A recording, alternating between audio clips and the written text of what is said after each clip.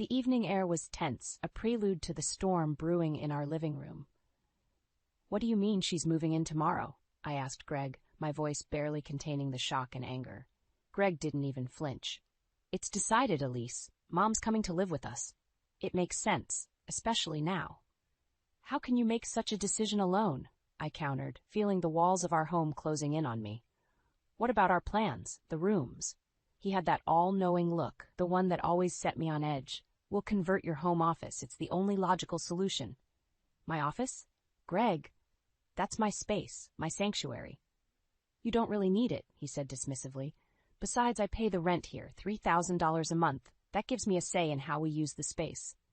I was stunned. This house, the one my parents had passed down to me, now felt alien, controlled by Greg's financial hold over it. "But this is my family home," I whispered, more to myself than to him. Greg's voice was cold, devoid of the warmth I once fell in love with. "Your family home or not, I'm the one footing the bills now. Get your stuff cleared out by tomorrow." That night, I couldn't sleep. The realization that our marriage was a facade, built on the shaky grounds of financial power and silent submission, hit me hard. The next morning, I woke up to the sound of my office being emptied. Marion, Greg's mother, arrived with her suitcases, an unwelcome guest in my own home. In the days that followed, the tension escalated. Marion's presence was overbearing. She rearranged the kitchen, criticized my cooking, and worst of all, she had this way of subtly belittling me in front of my daughter, Mia. I felt like a stranger, tiptoeing around my own life. Greg became more distant. His conversations were curt, his nights late. Our home, once filled with laughter and shared dreams, now echoed with the sounds of unspoken resentments and forced politeness.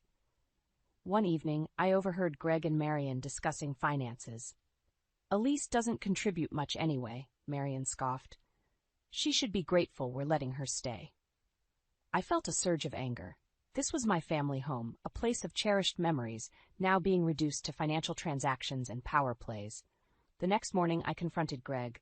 "I want to talk about the rent," I said, my voice steady despite the turmoil inside. "This was my family's home. I never agreed to pay rent." Greg's response was a mix of arrogance and indifference. "Well, things change, Elise. I'm paying the bills, so technically it's more my house than yours now." That was the moment I knew. Our marriage, a delicate balance of love and compromise, had crumbled under the weight of control and disrespect. I called my father, Nolan, my voice shaking. "Dad, I need your help. It's about Greg." As I hung up, I realized that this was just the beginning. I wasn't going to let Greg and Marion turn my life into their dominion. They might have underestimated me, thinking I'd crumble under their control. But they were wrong. I was my father's daughter, and I knew a thing or two about standing my ground. Sitting in the empty room that used to be my office, I couldn't help but reminisce about the early days with Greg. We were like two pieces of a puzzle, fitting perfectly with our differences. But now, those differences were tearing us apart. I remembered our first date, how Greg's laughter had echoed in the autumn air, how he had looked at me as if I was the only person in the world. It was hard to reconcile that memory with the man who had just usurped my family home. My phone buzzed, pulling me back from the past. It was a text from my father, Nolan. "I'll take care of it. Meet me at the shop tomorrow." Nolan's auto repair shop had been a staple of my childhood. It was more than a business. It was a testament to his hard work and dedication. That shop, much like our family home, held memories of a life once filled with warmth and togetherness. The next day, I walked into the familiar scent of oil and metal. Dad was under a car, his hands expertly moving as he worked. "Dad," I called out. He slid out, wiping his hands. "Elise, let's talk in the office." The office was a small room filled with trophies from car shows and framed photos of our family. It was a capsule of happier times. "I can't believe Greg is doing this," Dad said, his eyes reflecting a mix of anger and concern. I sighed. "I know, Dad. I think it's time for some payback." Dad nodded, a determined look crossing his face. "What do you have in mind?" "I want Greg and Marion out of the house, but I want to do it legally, make them feel the pinch of their actions." Dad leaned back in his chair, pondering. "We can draw up a rental agreement, hike up the rent, make it impossible for them to stay." I felt a mix of relief and apprehension. This was the first step in reclaiming my life, but it also meant declaring war on Greg and Marion. "Let's do it," I said, the resolve in my voice surprising even me. Over the next few days, Dad and I worked on the rental agreement. It was a meticulous and strategic plan, designed to legally corner Greg and Marion. I couldn't help but feel a sense of satisfaction imagining their faces when they'd see the new terms. Meanwhile, back at the house, Marion's true colors began to show more vividly. She complained about everything, from the way I dressed Mia to the brand of coffee I bought. Her words were like needles, subtle but piercing. One evening, I overheard her on the phone. "Yes, I've finally got a lease under my thumb. This house will be ours soon." Fury and disbelief coursed through me. How could she be so callous, so manipulative? But her words also steeled my resolve. This wasn't just about me anymore. It was about protecting Mia from this toxic environment. The day came to present the rental agreement to Greg and Marion. I walked into the living room, the document in my hand, my heart pounding in my chest. "Greg, we need to talk about the house," I said, my voice steady. He looked up, surprised. "What about it?" I handed him the document. "It's the new rental agreement. You need to read it." As Greg's eyes scanned the pages, I saw a range of emotions flicker across his face. Confusion, disbelief, and finally anger. "This is absurd. The rent's been raised tenfold." "Yes," I said, meeting his gaze. "It's the market rate for this property. If you can't afford it, you'll have to find somewhere else to live." Greg's face turned red, his anger palpable. "You can't do this to us." "I can, and I am," I replied, feeling a sense of empowerment I hadn't felt in years. "This is my family home, Greg. You've forgotten that, but I haven't." The days following the presentation of the rental agreement were a blend of silent battles and open confrontations. Marion's true nature, once hidden under a veil of polite intrusion, now emerged in full force. One evening, I was setting the table for dinner when Marion entered the kitchen. Her eyes quickly scanned the room, landing on the simple yet nutritious meal I had prepared.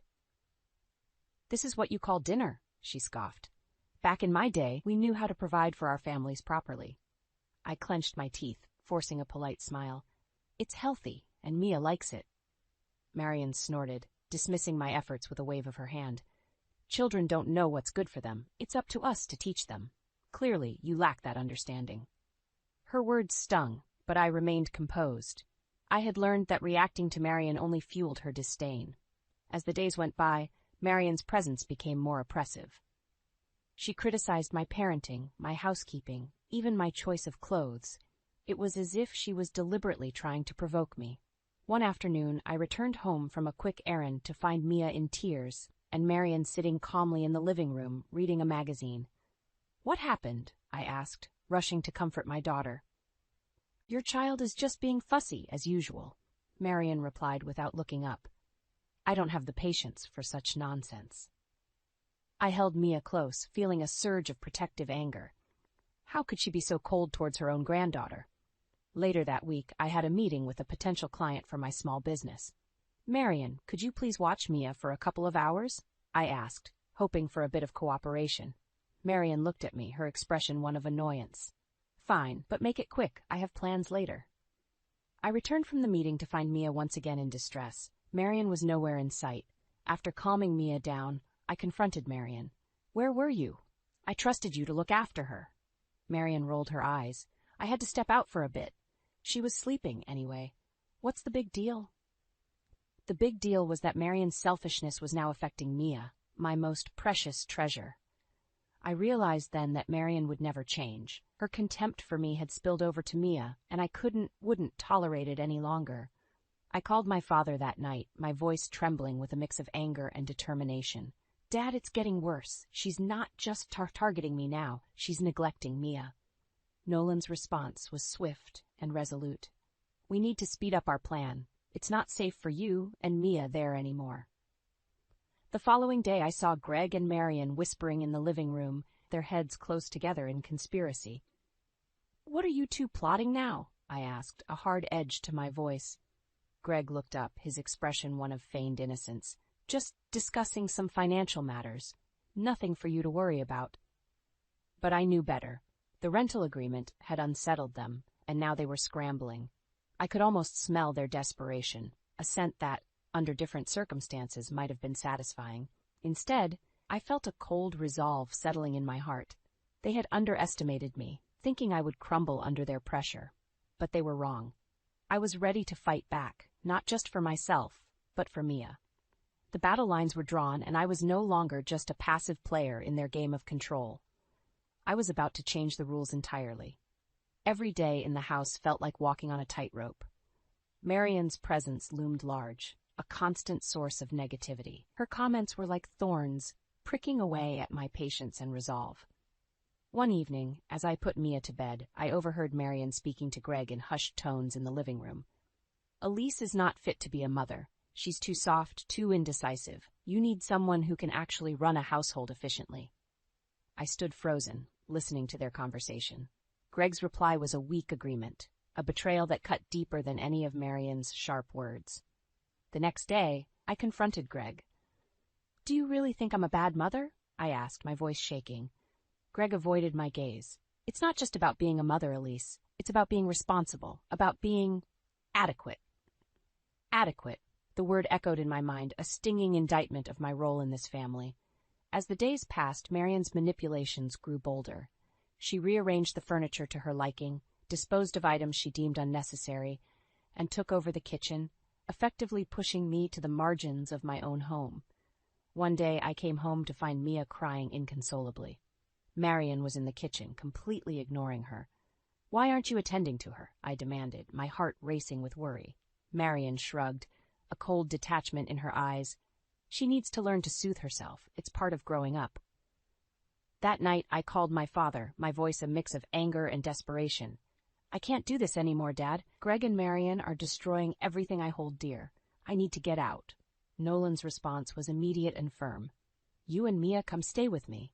We'll sort this out." I hesitated. Leaving the house meant giving up the fight, but staying meant subjecting Mia and myself to more torment. The decision crystallized the next morning when I found my personal belongings boxed up in the garage. Marian had decided they were cluttering the house. That act of violation was the final straw. I packed our essentials, taking one last look at the home that had once been a haven of love and happiness. As I closed the door behind me, a sense of relief washed over me. I was leaving behind the oppressive walls of that house, but I was also stepping into the unknown. Staying with my father brought a sense of peace I hadn't felt in months. Mia's laughter returned, filling the house with joy. But the battle was far from over. I met with my lawyer to discuss the divorce. "I want full custody of Mia," I stated firmly, "and I want the house back." The lawyer nodded, understanding the gravity of the situation. "We'll build a strong case. You have rights, Elise." As the legal proceedings began, I realized this was more than just a divorce. It was a fight for my identity, for my daughter's future, and for justice against the tyranny of Greg and Marian. Greg's reaction to the divorce papers was a mix of shock and anger. "You're making a mistake, Elise. You won't win this." But I was resolute. I had tolerated, endured, and sacrificed enough. It was time to reclaim my life and protect my daughter from the toxic environment Greg and Marian had created. I was no longer the passive, accommodating Elise. I was a mother, a fighter, and I was ready to take back control. The divorce proceedings were a cold, calculated dance of legal maneuvers and emotional confrontations. Greg's shock at my decision to leave quickly turned into a bitter determination to fight back. I sat in the lawyer's office, reviewing the documents. "He's contesting the custody of Mia," I said, my voice laced with disbelief. The lawyer nodded solemnly. "He's also challenging your claim to the house. But we have a strong case, Elise." As the legal battle ensued, my resolve hardened. This was no longer just about leaving a failed marriage. It was about standing up against the injustice and manipulation I had endured. In the midst of this, my father and I finalized our plan for the rental agreement. It was a strategic move designed to legally compel Greg and Marian to vacate my family home. One afternoon, I arrived at the house to deliver the new rental terms. Greg and Marian were waiting, their expressions a mix of defiance and curiosity. I handed Greg the document, watching his face as he read through it. His eyes widened in disbelief. "This is ridiculous. You're increasing the rent to an exorbitant amount." "Yes, Greg," I replied calmly. "That's the market rate for a property of this size and location." Marion interjected, her voice shrill with panic. "You can't do this to us, Elise. This is our home." "No, Marion," I countered, standing my ground. "This is my family home. You and Greg have made it clear that I'm not welcome here. So if you wish to stay, these are the new terms." Greg slammed the document on the table, his anger palpable. "We'll fight this. You won't get away with it." But behind his words, I sensed his fear. The realization that they were losing control was dawning on them. As I left the house, a bittersweet feeling enveloped me. I had taken a significant step in reclaiming my home, but the sight of Mia's abandoned toys in the living room reminded me of the personal cost of this battle. The days that followed were a whirlwind of legal appointments and emotional upheaval. I clung to Mia, her innocence and love, my anchors in the storm. During one of the hearings, Greg's true colors came to the forefront. "Elise is unstable, Your Honor," he claimed. "She's not fit to be a sole custodian." I listened, my heart pounding, as my lawyer countered his baseless accusations, with evidence of my stable income and loving relationship with Mia. In a subsequent meeting, Greg's lawyer proposed a settlement. Greg is willing to relinquish his claim to the house in exchange for joint custody and a reduction in the rent. I hesitated, torn between the desire to end this battle and the need to protect Mia from Greg and Marion's toxic influence. But then I remembered Mia's tears, Marion's callousness, and Greg's betrayal. This was no longer just about winning a legal battle. It was about justice and setting an example for my daughter. "I refuse," I said firmly. "I will not compromise on Mia's well-being or my family home." The decision to continue the fight was a difficult one, but it was necessary. I was no longer the woman who tolerated disrespect and manipulation. I was fighting for my rights, for my daughter's future, and for the dignity that Greg and Marion had tried to strip away from me. The battle lines were drawn, and I was ready for whatever came next. The day of the final confrontation arrived like a storm on the horizon. Armed with the legal documents, I stood at the doorstep of what used to be my sanctuary, now a battleground. Greg opened the door, his face a mask of defiance. Marion hovered behind him, her eyes betraying her anxiety. "What do you want, Elise?" Greg asked, his tone icy. "I'm here to finalize the arrangements," I said, handing him the updated rental agreement. As he read, his expression shifted from confidence to disbelief. "This is absurd. You're demanding a rent that's beyond unreasonable." "It's the market rate for a property of this size in this location," I replied, my voice steady. "If you can't afford it, you'll have to vacate." Marion stepped forward, her voice trembling. "You can't do this to us. We have nowhere else to go." "That was your choice when you decided to push me out of my own home," I said, meeting her gaze. Greg slammed the document on the table. "We'll see what the court has to say about this. You're not going to get away with trying to evict us from our home." "This ceased being your home when you chose to disregard my rights and my feelings," I retorted. The air was thick with tension, the once familiar living room feeling like a foreign land. I looked around, memories flooding back, of laughter, of love, of a life that once was. Now it was just a shell, housing bitterness and betrayal. As I turned to leave, Marion's voice stopped me. "Elise, please. We can negotiate. There must be a way to resolve this." I paused, considering her words. Then, with a resolve that surprised even me, I said, "There's nothing left to negotiate. You made your decision when you chose to side with Greg against me and Mia." With that, I walked out of the house, leaving behind the echoes of a life that no longer existed. The days that followed were a mix of relief and uncertainty. The legal proceedings were grueling, but my resolve never wavered. I was fighting for my dignity, for my daughter, for the justice that had been denied to me. Eventually, the court ruled in my favor. Greg and Marion were given a month to vacate the property. The news hit them like a tidal wave, washing away the last vestiges of their control and arrogance. I watched from a distance as they moved out, their belongings a testament to their shattered dreams and misplaced ambitions. In their eyes, I saw the realization of their defeat, the understanding that their manipulations had backfired. As I stepped back into my family home, now empty of their presence, a sense of peace enveloped me. It was not the peace of victory, but the peace of justice served. I walked through each room, reclaiming the space that had once been ours, mine and Mia's. The walls that had witnessed so much pain now stood as silent sentinels to a new beginning. I knew the road ahead would be challenging. There would be wounds to heal, memories to reconcile. But for the first time in a long while, I felt a sense of hope. I had fought against the odds, stood up to the tyranny of Greg and Marion, and emerged stronger. This was more than just a legal victory. It was a reclaiming of my life, a testament to the strength I never knew I had. The dust had settled, the legal battles were over, and the once turbulent house was now calm. As I stood in the empty living room, the memories of what had transpired echoed in the silence. Mia played in the corner, her laughter a balm to my weary heart. Watching her, I realized that this struggle, though fraught with pain, was necessary. It wasn't just a fight for a house. It was a battle for our future, for our peace.